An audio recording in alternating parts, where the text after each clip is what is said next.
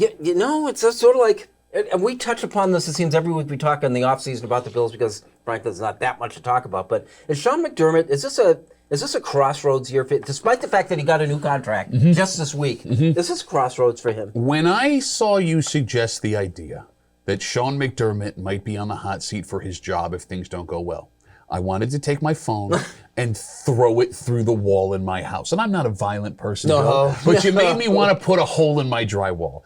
Anybody that suggests that there is any pressure that would cost him his job on Sean McDermott this year if things don't go poorly, do you not remember the years we wandered the desert eating nothing but manna, 17 of them, up until Sean McDermott shows up, and he's missed the playoffs one time the entire time he's been here. You cannot hold last season against him. Again, I will say it, the amount of things the Bills had to deal with that were out of anybody's control, and he still held them together and won a playoff game with them. But you've been critical of him. Is this a different Pat Duffy? Did we lose the Pat Duffy from 2 weeks ago and got a different Pat Duffy? Or is it different? It's true. I mean, you were the hardest on him of all of us for a long time. I am critical of his in-game big decision-making when it comes to when we're going to challenge timeouts, things like that. Look, I think McDermott is a great coach, and I guess the question becomes this, right? If you're going to replace a coach, you need to replace him with somebody. Who would you rather have with the offense and defense that you have than Sean McDermott and his staff? Well, I will say this. The fact that they re-signed him shows them that they not only have faith in him, I think there is going to be something that happens this season that's going to be like, okay, if you want to get rid of me, you're going to have to pay dearly. I think he signed in 2027, which, let's put it to you this way. I will take Duffy at his word for last season with all the turmoil that went in, everything that's going on, players' lives on the lines, all these different things like that. But you're going to have to show me something this year. I mean, to be honest with you, you're going to have to get back to where you were 2 years ago with all of the quote-unquote distractions from Stephon Diggs. You're going to have to lead them through that crap, through the training camp, through the NFL season, with a better AFC East than last year. Okay, let me put it this way. For years and years and years,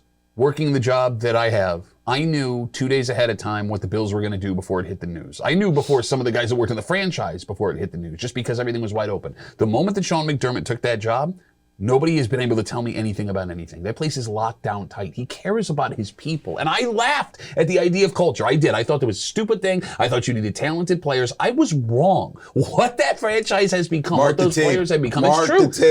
I think culture is a result of the winning, though. I think the winning comes first. Oh, I disagree, because you had a back into a playoff lucky. I mean, it broke the drought. It was great, but they should not have made the playoffs the year with Tyrod Taylor. Right. They had a horrible season after that. Yet, you still saw these guys that cared about each other. They put their arms around each other. There was a common goal to fight for. And if there's one thing that McDermott does really, really well, he creates a common goal, a common enemy, and his guys strive towards that. And I don't think people appreciate how hard it is to do with grown men their entire lives that have played football that are making $1 million a year. I'm not advocating for it, to roll that out there as a topic. I'm not advocating that he should be in trouble. But there has been, you have to kind of put those 17 years, okay, that's off the front burner.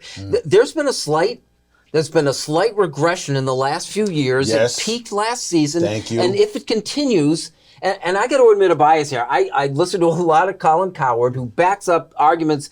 Very interestingly, he's a real proponent on offensive head coaches and the progress that they've made, and there's been a tapering off of the Bills because of the defensive side. I'm not just agreeing with Bill because I made the same point earlier, but I'm agreeing with him in the sense that the appetite for the Buffalo Bills is a little bit more hungry now with. He's kept the face. Well, that's fine. But he knows the truth. You're absolutely right. You get rid of the last 15 years or so where you were teams just floundering out there. Now Sean McDermott has put in a culture, put in a team, but the appetite now is to now go to the AFC Championship game and win. The appetite now is to go to the Super Bowl and win. You haven't had that in about a decade and a half. So now people are hungry. They want to see this team beat Kansas City or Cincinnati or both, who doesn't even matter, to get the Super Bowl, which you know full well is the next step. And if they don't take it in the next 3 years, they're rebuilding again. First off, if you look at this offensive statistics of this team, it lines up almost exactly the same for the last 4 years. So there was not an offensive tapering off. It's all a mirage. Second of all, I love how you guys say, you got to make it to an AFC Championship or a Super Bowl. Like, there's a guy out there who's sitting on his couch where they can be like, we could get him and go to the AFC Championship and the Super Bowl, but why would we do that? Sean's car's already parked here. Like, no, you guys are do you understand how many things have to fall into line? Yes. It's never the best team that wins the Super Bowl. That's true. Right? So sometimes, yes. When is the last time the Kansas Kansas City team. Chiefs They for were crying out not loud. the best team last year. The Chiefs were not the best team in the Who NFL was? last year. It's a The good Bengals question. were the best team in the NFL last And they year. didn't make it to the Super That's Bowl. my point. So you can make. Kind of is his Thank you.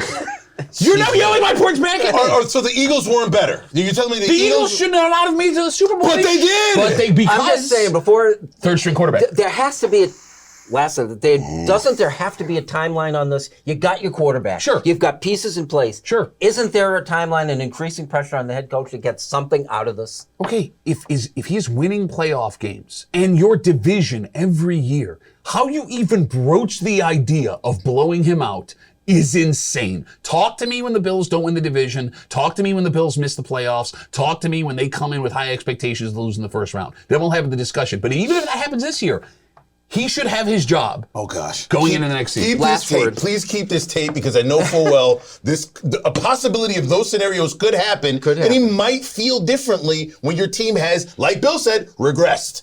A little bit. I mean, it's not terribly noticeable, but just a little bit.